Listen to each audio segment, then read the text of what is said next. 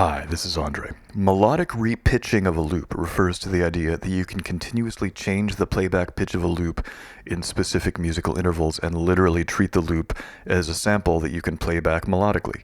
I first heard the term melodic repitching used by David Torn to describe things that he does with his Electric's repeater, sending MIDI commands to the repeater in order to change the playback pitch of the loop. I know other repeater users like Bill and Rick Walker have done this kind of thing with various controllers in the past. It's not a very widespread technique, unfortunately. Aside from the Electric's repeater, I'm not aware off the top of my head of any other loopers that will do this, although there probably are things floating around in the hardware and software world. But it's been an interesting concept to me for a long time, and with the Loupé you can kind of get into this territory. Now, the Loupé does not accept external controllers other than an expression pedal, so you can't plug any kind of keyboard controller into the Loupé and change the pitch that way. But what you can do is assign any function to any of the foot switches or buttons on the Loupé. And what I've done for this video is created a few banks where I have specific buttons assigned to specific musical intervals. I'm not doing an entire octave up or down. I've picked a few intervals that I find particularly useful and interesting to work with, and we're going to look at implementing that kind of approach. Alright, here's a loop I built up off camera.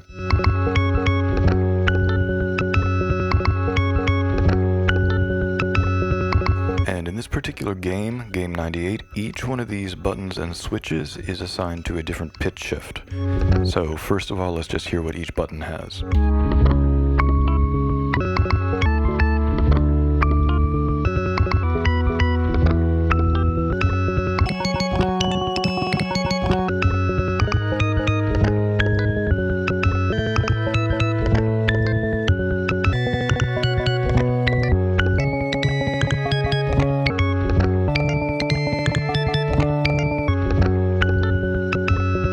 So a variety of different intervals, and these are all set to sustain functionality, which means that they're only active as long as you hold them down.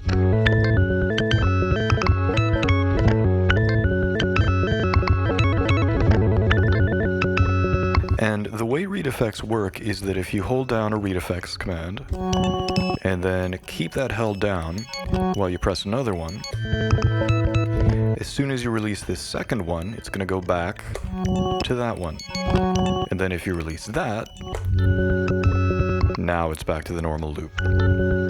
Now, if you do that first, then press this, and then lift up this one, then as soon as you release that, it goes back to the normal loop. So you can kind of set up cues and daisy chain sequences of different combinations.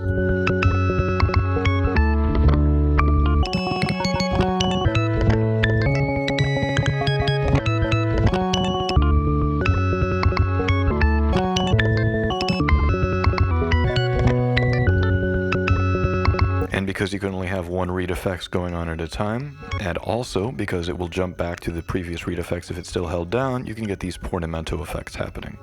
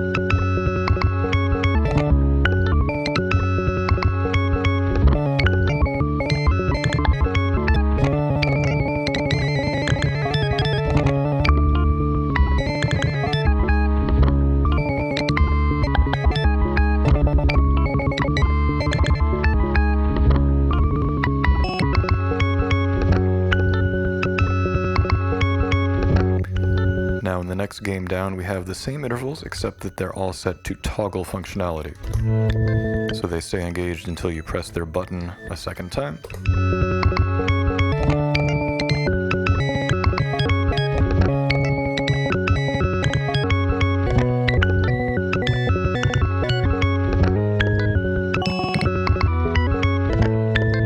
And here again you can get the stacks of daisy chain sequences going. So engaging that, engaging that, engaging that. So now, when I disengage this one, it's going to jump back to that value. Disengage that, and it'll jump back here. Disengage that, and it'll jump back there. And finally, disengage this, and it goes back to the normal loop. And you can also mess with those sequences. So if I do the same order, but now I deactivate these two, you don't hear anything yet, but they've been taken out of the chain. So when I release this effect, it's going to go to that value. But now because those have been deactivated, releasing this is going to bring it back to the normal loop without any transposition. Like that.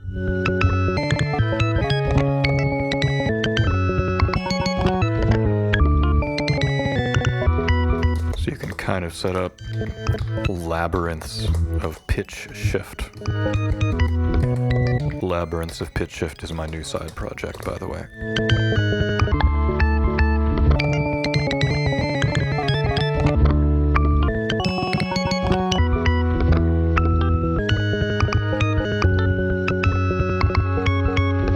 Now in Game 95, we have the same pitches, the same intervals on each button that we've used in the previous two games, but now we've added additional read effects to these switches. There's some stutter, there's some drift, there's some reverse, so let's hear how that changes things.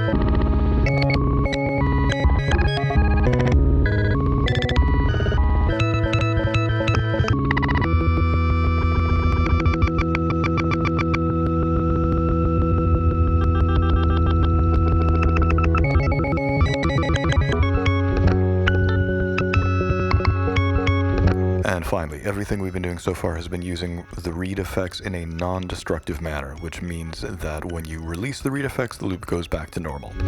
Now, let's look at a game where we're using the same intervals, same pitches, but now they are destructive, which means that if we bring decay down, then it's going to get written into the loop like this. There it is.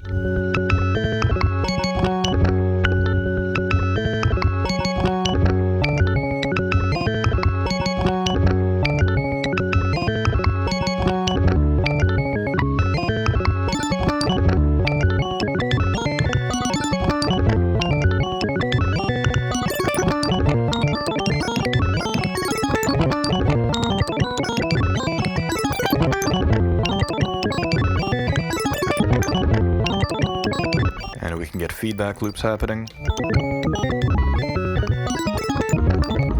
So it keeps dropping more and more.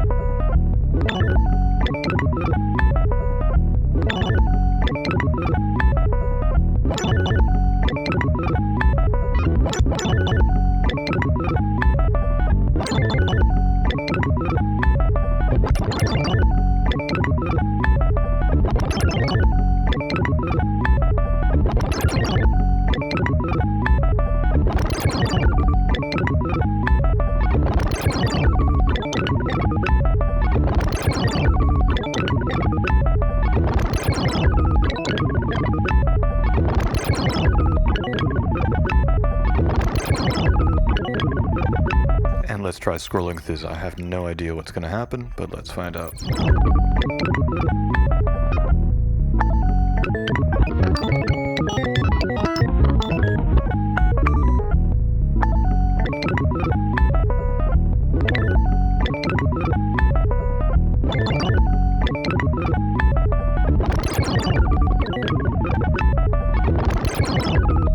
And let's see if we can undo. I, again, have no idea what this is going to sound like, but let's give it a shot. Oh, okay, nothing to undo. In that case, let's just have some fun.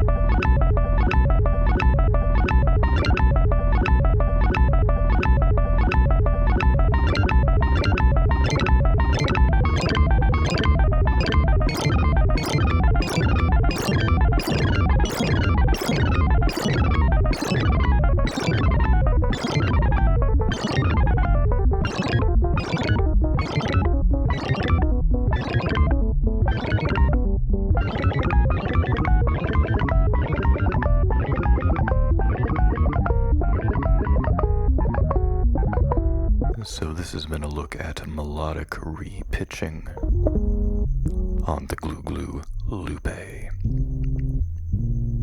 As always, thank you very much for tuning in. I'll talk to you again soon.